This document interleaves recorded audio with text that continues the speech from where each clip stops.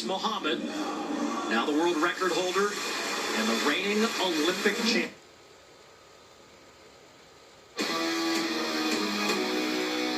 We do have breaking news this afternoon. South Carolina's Governor Henry McMaster has declared a state of emergency in preparation for possible impact from Hurricane Dorian. He is urging South Carolinians to prepare. The governor is in Columbia right now going over preparation plans for the state. Let's listen in. Strength it will have when it arrives here, but we are preparing. This is our 5th year in a row that we've done this. And so Team South Carolina is highly activated again. We've already begun the movement of people and material and equipment to the places where it needs to be. And whatever happens, we'll be ready, and we will certainly keep you informed of what is happening.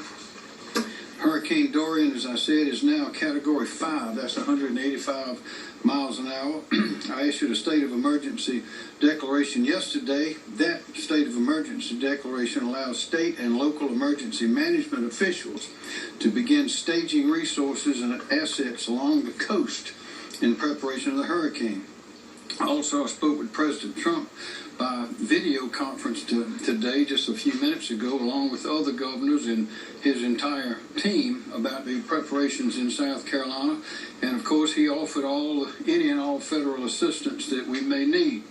I've asked the President for a federal emergency declaration that will allow for direct federal resources to be accessed by Team South Carolina to assist in hurricane preparation efforts.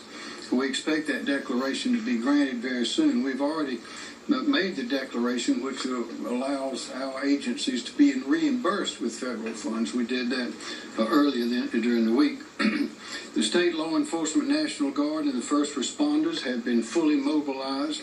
South Carolina Department of Transportation has increased the number of their motorist assistant trucks on I-95 and I-26.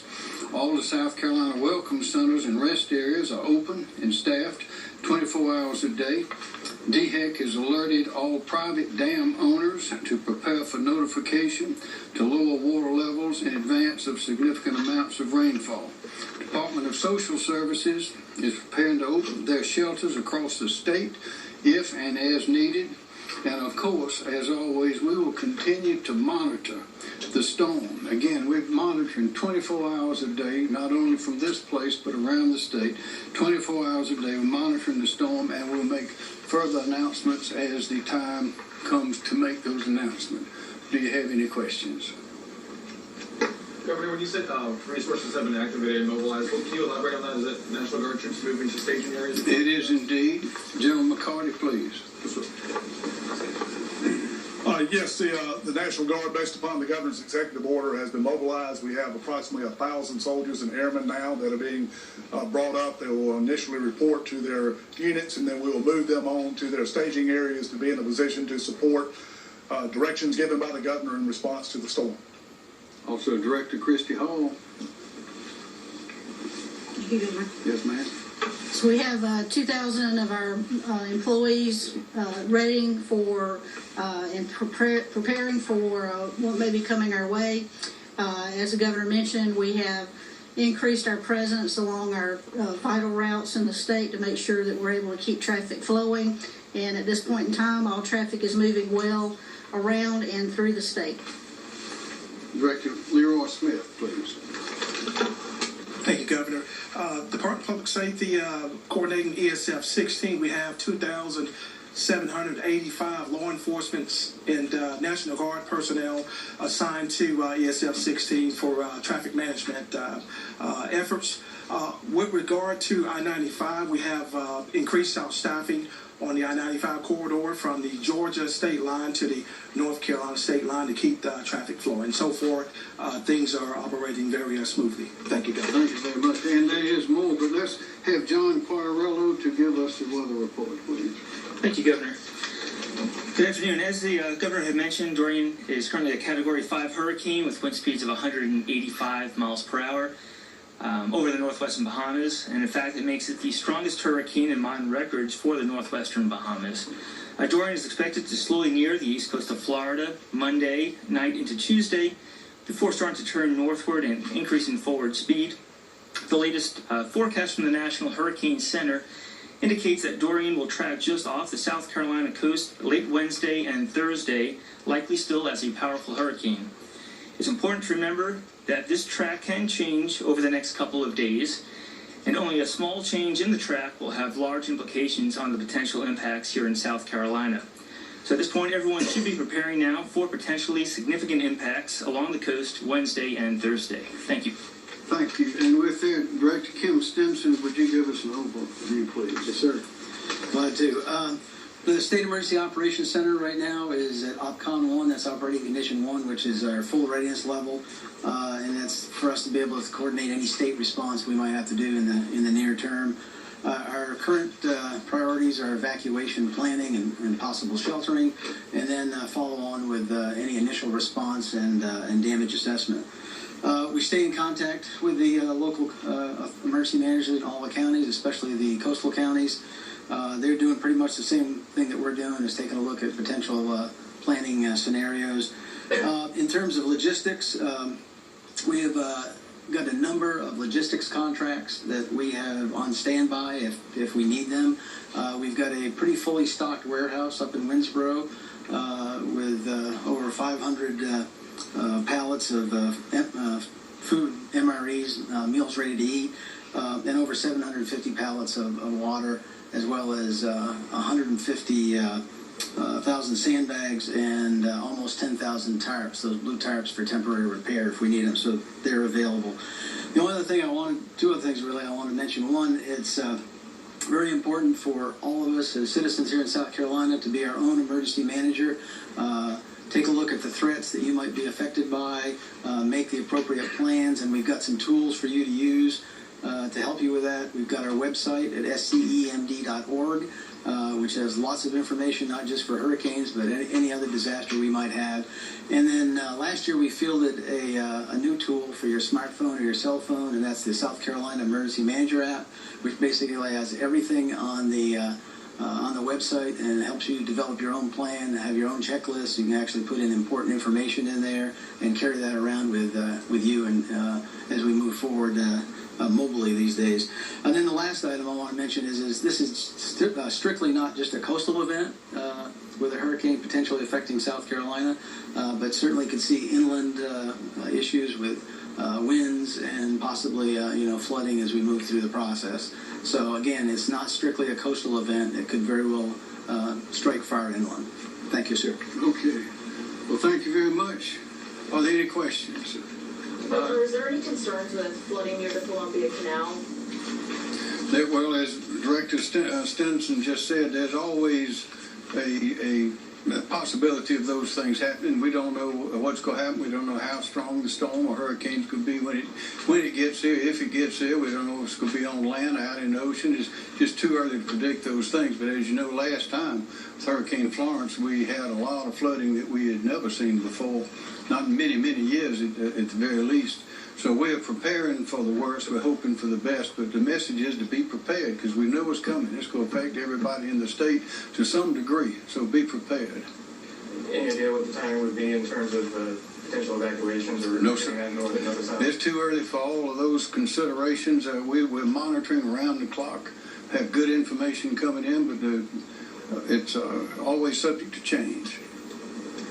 What's your message to the people at home today? Be prepared. This is a hurricane.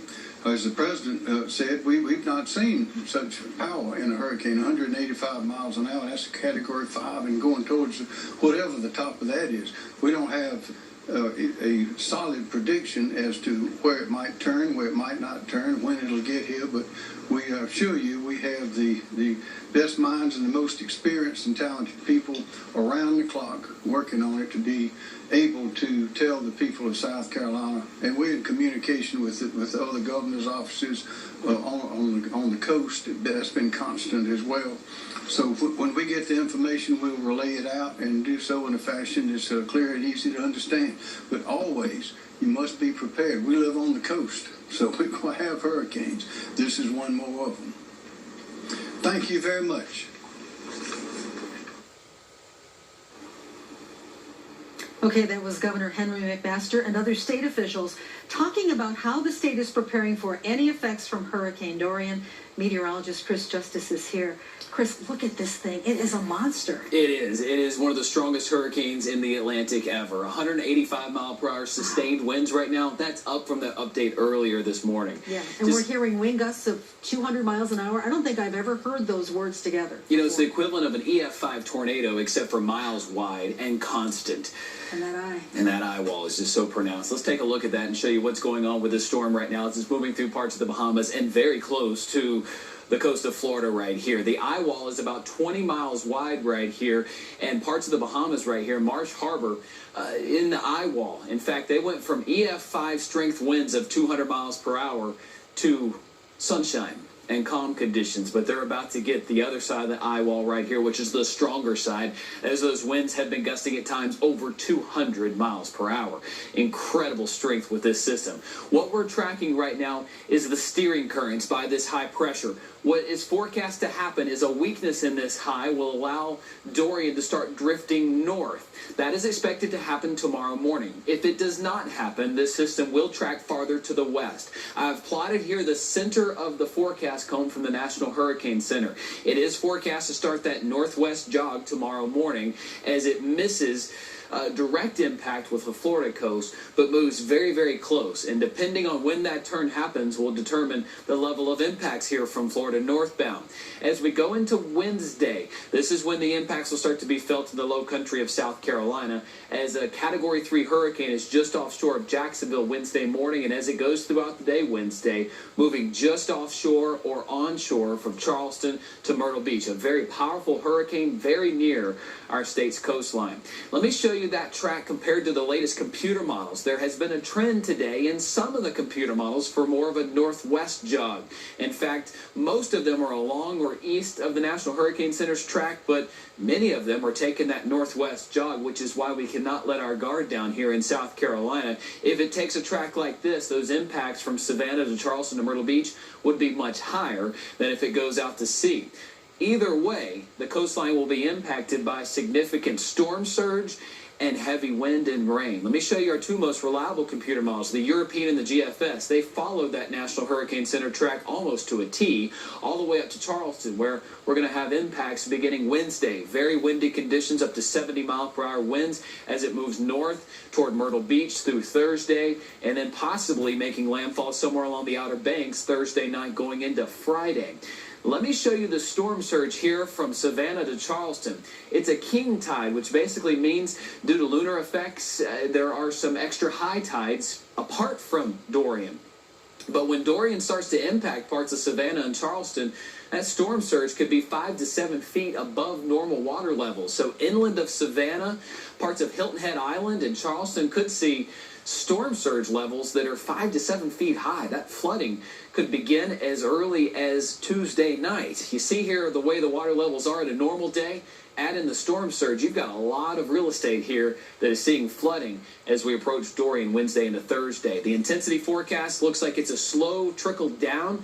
I caution you there because a Category 3, as it's passing by Charleston here, is the way it looks right now. So that's not a weak hurricane by any means. It's just not as strong as it is right now. We're going to have to watch that closely. The wind speed forecast looks like those strong winds get very close to West Palm Beach up through Cocoa and to Daytona, and then it gets very, very close to Hilton Head Island, Charleston, and Myrtle Beach as we go deeper into this week. Wednesday and Thursday are the time frame, and that's where the highest rainfall totals are going to be as well, as much as 7 inches from Charleston to almost 10 inches in Myrtle Beach.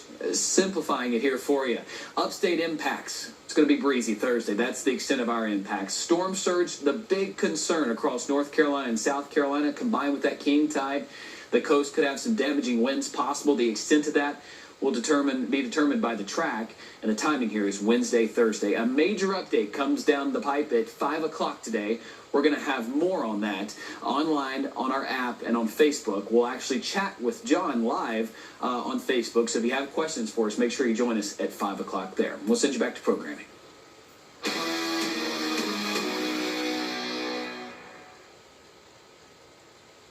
In